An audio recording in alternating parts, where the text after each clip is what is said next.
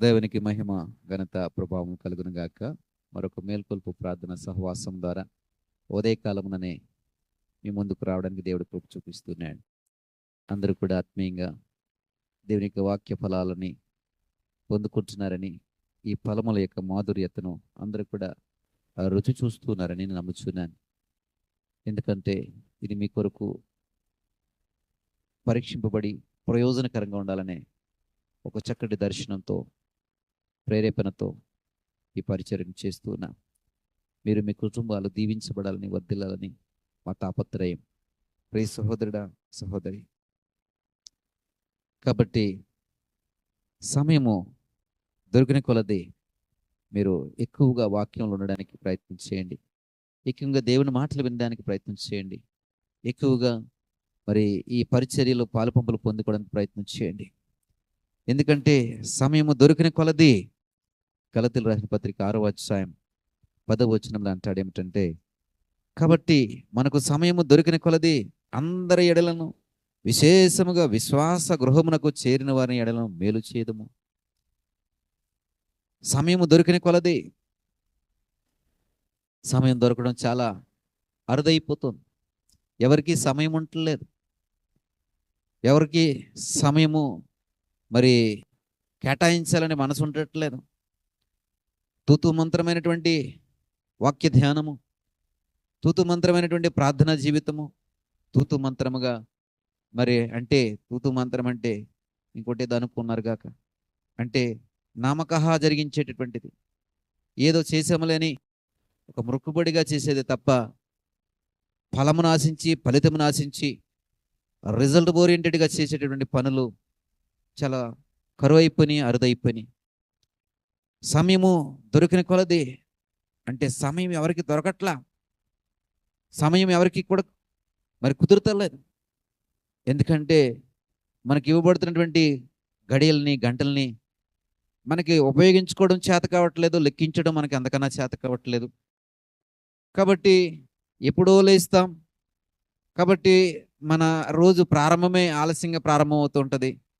కాబట్టి టిఫిన్లు చేయాలా, టీలు సిద్ధపరచుకోవాలా, ఇంట్లో వారికి క్యారేజ్ సిద్ధపరచాలా, ఇక ఉరుకులు పరుగులే. సమయం ఇంకెక్కడ దొరుకుతుంది నీకు? అవి తయారు చేసే దాంట్లో కూడా ఎక్కడ కూడా మనసు పెట్టవు. ఏదో నీకు నచ్చినట్టుగా అది రుచిగా ఉందా, రుచిగా లేదా, ఇదేం అవసరం లేదు మనకి. అందులో ఉప్పు ఉందా, ఉప్పు లేదా, అవసరం లేదు. ఏదో చేసామన్న పేరుకి చేసేస్తూ, ఏదో పెట్టామన్న పేరుకి క్యారేజ్ పెట్టి పంపించేస్తూ ఇలా. ఎందుకంటే సమయము మీకు దొరకట్లేదు. ఇది ఎక్కువగా గృహిణుల గురించి చెప్తున్నాను. అదే నీ యొక్క సమయాన్ని ఉపయోగించుకోవాలి, సమయాన్ని సరైన రీతిలో మరి ప్రయోజనకరంగా మార్చుకోవాలనేటువంటి తలంపు, ఉద్దేశము నీకు కలిగి ఉంటే, మరి నువ్వు రోజు లేచేటువంటి ఆ ఆలస్య సమయం కాకుండా ఇంకా ముందుగా నీ రోజును ప్రారంభిస్తే ఎంత చక్కగా ఉంటుందో ఒకసారి ఆలోచన చేయి. ఎన్ని పనులు చక్కబెట్టచ్చో తెలుసా? ఎన్ని కార్యాలు నువ్వు చేయొచ్చో తెలుసా? ఎంతటి జ్ఞానము సంపాదించవచ్చో తెలుసా? ఎన్ని ఆలోచనలు చేయవచ్చో తెలుసా? ఎన్ని పనులు ఇక వాయిదా వేయకుండా ఈరోజే నువ్వు పూర్తి చేయగలవో తెలుసా? మీ పిల్లలని ఒక అరగంట నువ్వు ముందే స్కూల్కి పంపించడం వల్ల ఎంత నెమ్మదిగా వాళ్ళు వెళ్తారో తెలుసా? నీ భర్తని ఒక అరగంట ముందే ఆఫీస్కి సిద్ధపరిచి పంపిస్తే వాళ్ళని ఎంత నెమ్మదిగా ఆఫీస్కి వెళ్తారో తెలుసా? చక్కగా ఆఫీస్ సమయానికి చేరుకుని హడావుడి లేకుండా మరి వారి పనులు ప్రారంభించుకుంటారు. అలాగే బ్రదర్స్ కూడా ఆలోచన చేయండి. సమయాన్ని మీరు కుదుర్చుకోండి, సమయాన్ని సద్వినియోగపరుచుకోండి. సమయము దొరికినప్పుడల్లా, దొరికిన కొలది అంటున్నాడు. అంటే దొరకట్లేదు సమయం మీకు. ఎందుకంటే సరైన ఆలోచన లేదు, సరైన ప్రణాళిక లేదు. హరి ఉరుకులు పరుగులు పెడుతున్నావు కదయ్యా. దానివలన మరి సమయానికి రాలేక ఆలస్యంగా వచ్చి నీ యజమానుల దగ్గర, నీ పైన అధికారుల దగ్గర మాట పడుతున్నావు.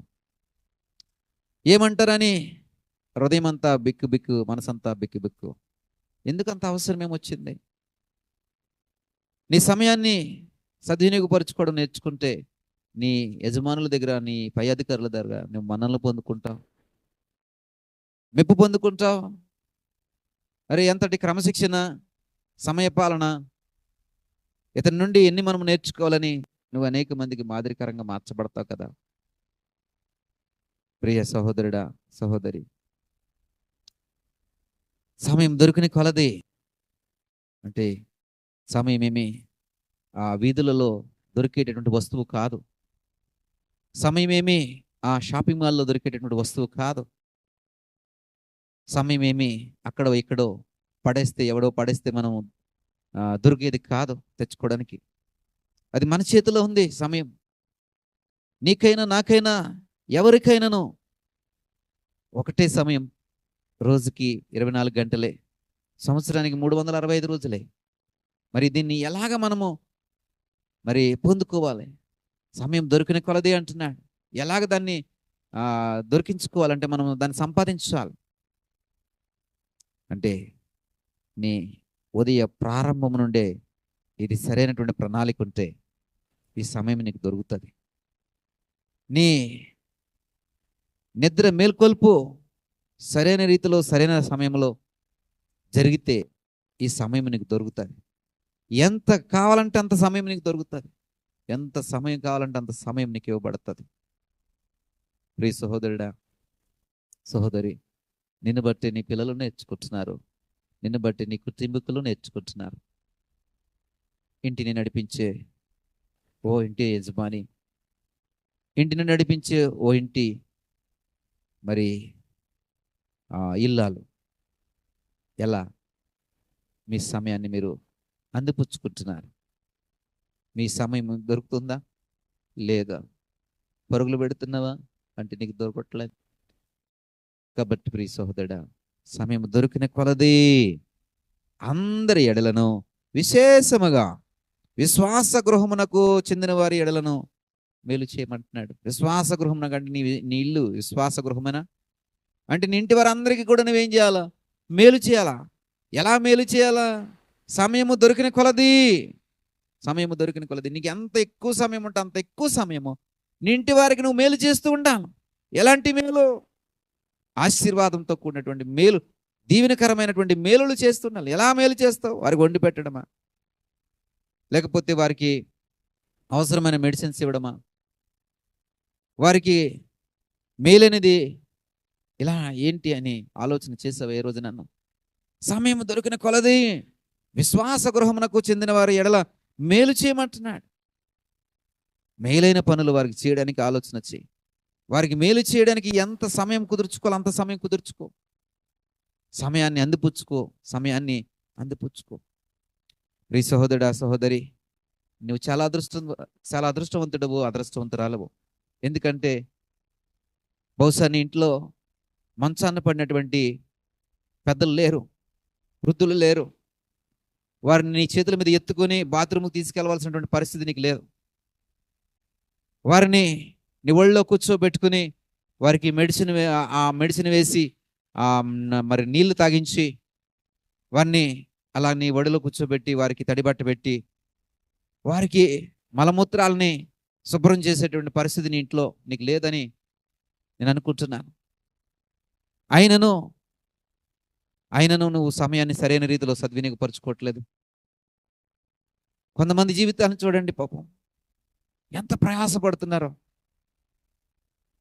తల్లిదండ్రులు లేదా ఇంట్లో పెద్దవారు, ముసలివారు ఉంటారు. పాపం వారు కాలు ఇలా అడుగు వేయలేరు, బాత్రూమ్కి వెళ్ళలేరు, మెడిసిన్ వేసుకోలేరు, భోజనం చేయలేరు, వారి బట్టలు వారు మార్చుకోలేరు. మలమూత్రాలు సహితము వీళ్ళు సేవ చేసి వారికి సపరీలు చేస్తూ ఉంటారు. నీకైతే అలాంటి పరిస్థితి లేదనుకుంటున్నాను ప్రియ సహోదరుడా, సహోదరి. చక్కగా ఉంది. దీనికే ఎంత బాగుంటే కూడా నువ్వు ఇలా ఉన్నావంటే, అలాంటి పరిస్థితి ఉంటే నువ్వు ఎలాగుంటావు ఒకసారి ఆలోచన చెయ్యి. నువ్వు ఇంకేం మేలు చేయగలుగుతావు? ఏ విధంగా వారికి ఉపయోగపడగలుగుతావు? సమయాన్ని ఎలాగ నువ్వు అందిపుచ్చుకోగలుగుతావు? Be careful my dear brother, my dear sister, be careful. ఎంతోమంది ఇలాంటి జీవితాలని పనంగా పెట్టి వాళ్ళ ఇంటి వారికి మేలు చేస్తున్నారు. ప్రియ సహోదరుడా, నీవు కనీసం నీకున్న పరిస్థితిని చక్కబెట్టుకో. నీ ఇంటిని చక్కబెట్టుకో, నీకు ఇవ్వబడిన పరిస్థితులను చక్కబెట్టుకో, నీ భర్తను చక్కబెట్టు, నీ భార్యను చక్కబెట్టు, నీ పిల్లల్ని చక్కబెట్టు. ఇదే నీకు మహా కష్టంగా అనిపిస్తుందా? ఒక్కసారి నేను చెప్పాను కదా, అలాంటి వారిని ఒకసారి జ్ఞాపకం చేసుకో. అప్పుడు నువ్వు ఎంత ధన్యుడవో, ఎంత ధన్యురాలు అర్థమవుతుంది. కాబట్టి నీకు ఇవ్వబడుతున్న సమయాన్ని అందిపుచ్చుకో. సమయము దొరికిన కొలది విశేషముగా అందరి ఎడలను, విశేషముగా విశ్వాస గృహమునకు చెందిన వారి ఎడలను మేలు చేస్తూ, అందరి ఎడల మేలు చేయాలి. నింటి వారికి మరింత ఎక్కువ మేలు చేస్తూ ఉండాలి. అందరి ఎడల వాడని వీడని లేదు, అందరి ఎడల నువ్వు మేలు చేసేవాడుగా చేసేదానిగా ఉండాలి. ఇంటి వారికి మరింత ఎక్కువగా మేలు చేసేవాడిగా ఉండాలి. అర్థమవుతుందా? అందిపుచ్చుకో. దేవుడు దీవెనకరంగా మారుస్తాడు. ప్రతి పరిస్థితిని నీకు అనుకూలంగా మారుస్తాడు. ప్రతి కఠినమైన పరిస్థితిని దీవెనకరంగా మారుస్తాడు. ప్రతికూలమైన పరిస్థితిని నీకు అనుకూలంగా మారుస్తాడు. నిన్ను ఒక మాదిరికరమైనటువంటి గృహిణిగా, ఒక మాదిరికరమైనటువంటి గృహ నిర్వాహకుడిగా నేను చూడాలని ఆశపడుతున్నాను. దేవుడు కూడా అదే ఉద్దేశాన్ని నీ పట్ల కలిగి ఉన్నాడు. కాబట్టి చిన్న ప్రార్థన చేస్తా. కృపగలిగిన తండ్రి మా యేసయ్య, సమయం దొరికిన కొలది అందరి ఎడలను, విశేషముగా విశ్వాస గృహమునకు చెందిన వారి ఎడలను మేలు చేసే వారిగా మేము ఉండాలని, మా పనులు, మా సమయాన్ని ఇదిగోనైనా మేము ఎలా సద్వినియోగపరుచుకోవాలో ఇదిగో ప్రభా మాకు నేర్పించండి. సమయం దొరికిన కొలది, అవును ప్రభా సమయం దొరకటలేదు. ఎందుకంటే ఇవ్వబడుతున్నటువంటి గడియల్ని మేము ఎక్కువగా వృధాపరిచేస్తున్నాం, ఎక్కువగా వ్యర్థపరుస్తున్నాం, ఎక్కువగా కాలయాపన చేస్తున్నాం, ఎక్కువగా మరి దుర్వినియోగపరుచుకుంటూ సద్వినియోగపరుచుకోలేకపోతున్నాం. ఇదిగో ప్రభా, ఈరోజు నుండి దొరికిన సమయాన్ని, ఎంత ఎక్కువ సమయం దొరికితే అంత ఎక్కువ సమయాన్ని అని ఎవరైతే ఒక తీర్మానం చేసుకుంటున్నారో వారందరినీ కూడా మీ తీర్మానంలో ఉంచండి. ఈ వాక్యానుసారమైనటువంటి బిడలుగా, మేలు చేసేవారుగా, ఆ మేలును 10 మందికి పంచేవారుగా నీ బిడ్డలను ఉంచండి. ఈ తీర్మానంలో కడవరకు నిలబెట్టి స్థిరపరచండి. మహిమ, ఘనత, ప్రభావం మీరే పొందుకున్నామని యేసు వారి నామమును బట్టి ప్రార్థించి పెట్టుకుంటున్నాం పరమ తండ్రి. Amen, amen.